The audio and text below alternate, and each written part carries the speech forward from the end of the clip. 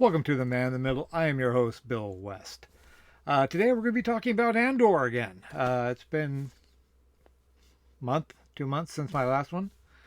Uh, the last episode dropped today, and if you haven't been watching it, which it seems you haven't, according to ratings, I'm the only person who's watching it. It seems like that sometimes. Uh, I know we got burned with Book of Boba Fett and Obi-Wan, but really, you guys need to come back and watch Andor.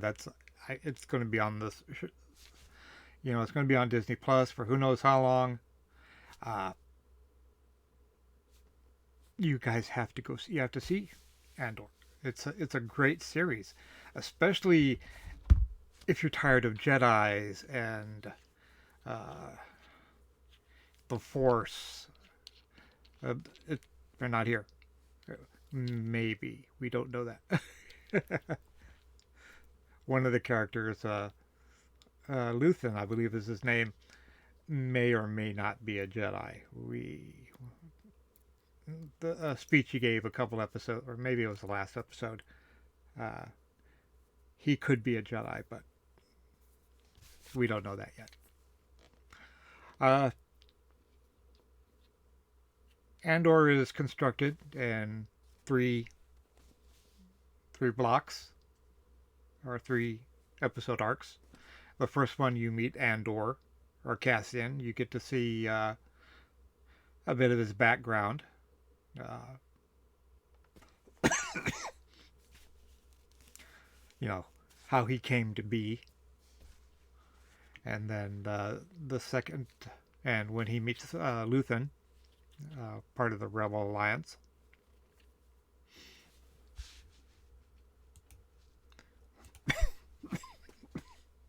Yeah, pardon me, I'm not doing too well these days. Well, I'm fine. I just I have a cough that's just not going to go away. Uh, Second episode is a bank job or a bank heist. Luthen drops Andor off at a rebel cell that's getting ready to steal millions of credits from an Imperial depository, and that's probably the most. I,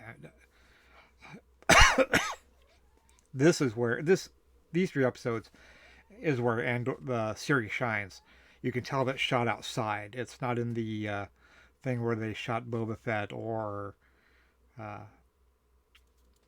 Mandalorian. This is really beautiful mountainscape, and it's just absolutely beautiful. The effects on the third episode when they escape from the bank are beautiful, absolutely beautiful, and the story. I mean, this could have been an episode, maybe two episodes, but it takes its time. It's like I said earlier, it's like a Jean Le Carre novel.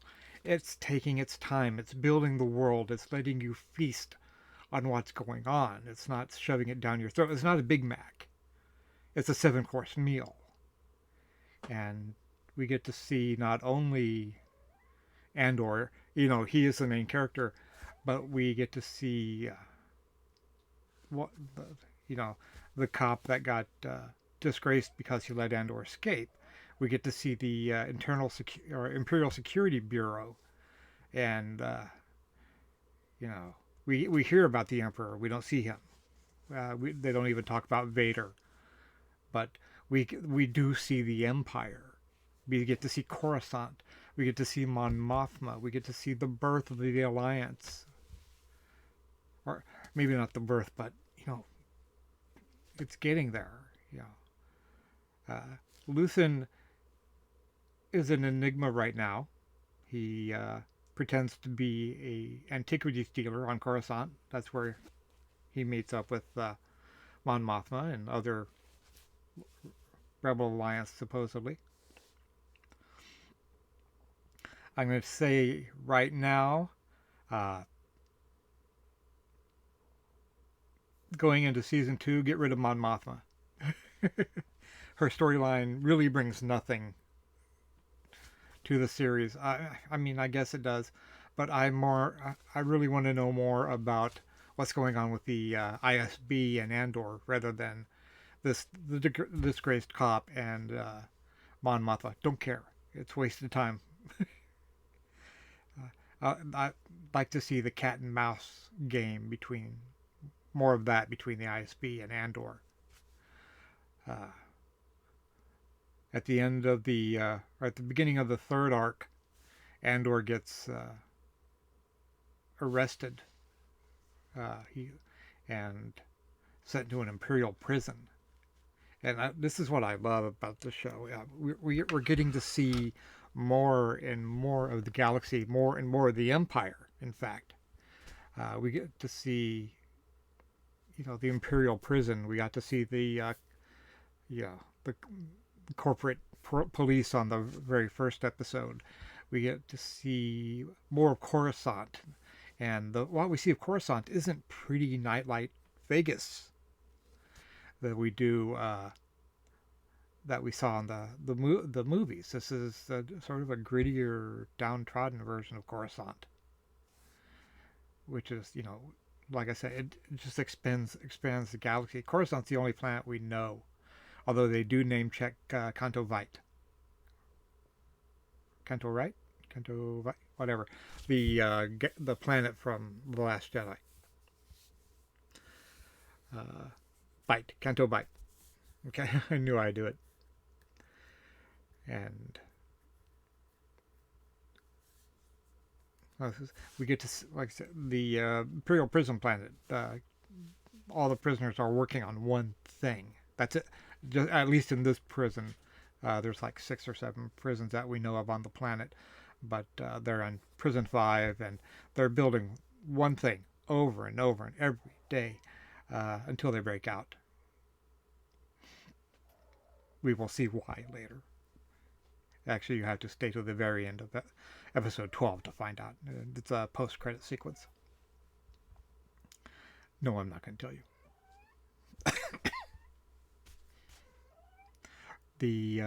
If you hear her, that's my kitten talking to the outdoors. Uh,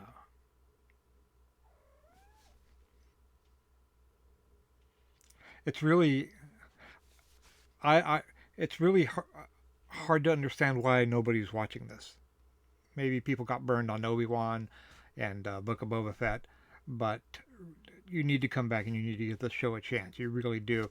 I know popular uh,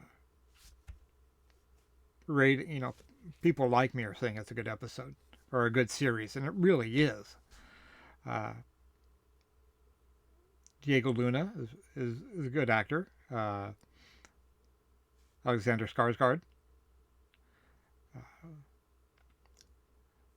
I can't remember the name of the actress who plays Mon Mothma. She's perfectly serviceable. The ISB lady that's after Cassian, she's really good. Like I said, the disgraced cop, I can do without him. I can do without Spuddy. They should have been after the end of episode 3. If we hadn't seen him again, I wouldn't have had. It wouldn't. You wouldn't have lost anything. Uh,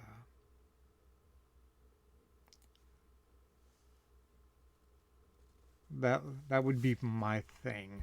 If, like I said, if I was writing it going into season 2, I'd get rid of him, and I'd push Mon Mothma and the rebellion back a bit because it really doesn't bring anything to the series. Really doesn't. If you wanted to make a Mon Mothma series, that would be perfectly fine. But in this, it's sort of wasted and drags. It drags down the what I consider the good storyline.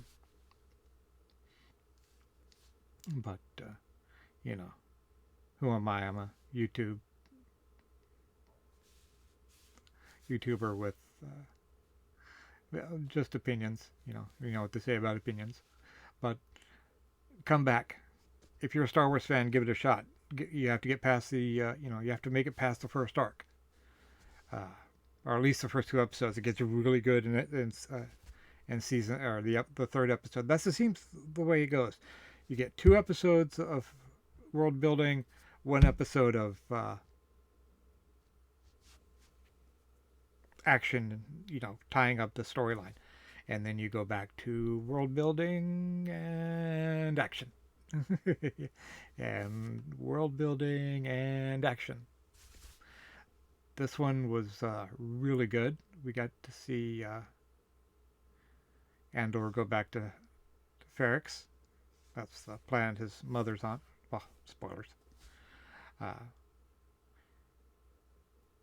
and we get to see, his friends, his family. It's too bad that they thought the droid is cute. The little red droid or brick red droid that Canto's that Andor's mother has is really cute. It's too bad that they couldn't bring him into. They didn't think about him before Rogue One. We do get to see some K2 droids, and I think it's episode 4, maybe. I think it's episode 4. And people were freaking out. Oh, K2SO is coming. No, no, no. it's showing. It's just showing them. Like I said, some really good stuff. We get to see. If you're an Imperial fan like I am, we get to see new uniform. Imperial prison guard uniforms. We get to see Imperial riot troops. Those are cool. We get to see a lot more officers are wearing the rain cloak that Orson Krennic had. That we got to see an Imperial black version of it. A lot of people in trench coats, our great coats. Those are really cool. The whole Imperial Security Bureau is cool. We get to see Wolf Yularen before he goes to the Death Star. He's only in it for. I don't think he has even speaks, but you see him sitting at the desk or they have like a round table, and he's at one of the seats. We get to see some addition to the uniform. It looks like the head of the ISB under Wolf Yularen has some little silver tabs on his shoulder. It also seems, if I saw it right, they've done something with the uniform that really makes me happy. There's a little thing in the back that holds the belt up, because wearing the Imperial uniform, you have to have it really tight to make the belt stay up. And they sort of I think they fix that. I'm going to have to go back and take a look. Or if you're part of the 501st, or have costuming knowledge and you know what I'm talking about, and you can say yes or no. I like anything that expands the galaxy, and this has done it very happily. Okay, that's it for today. It's a little longer than I expected. Something I get to ramble on. Yes, Calliope.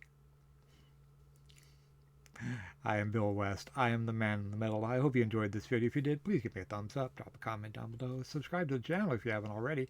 I'm trying to hit 300 by the end of the year. I had lost some channel growth lately, and I appreciate the help to get it back up there. You guys take care. I will talk to you again soon.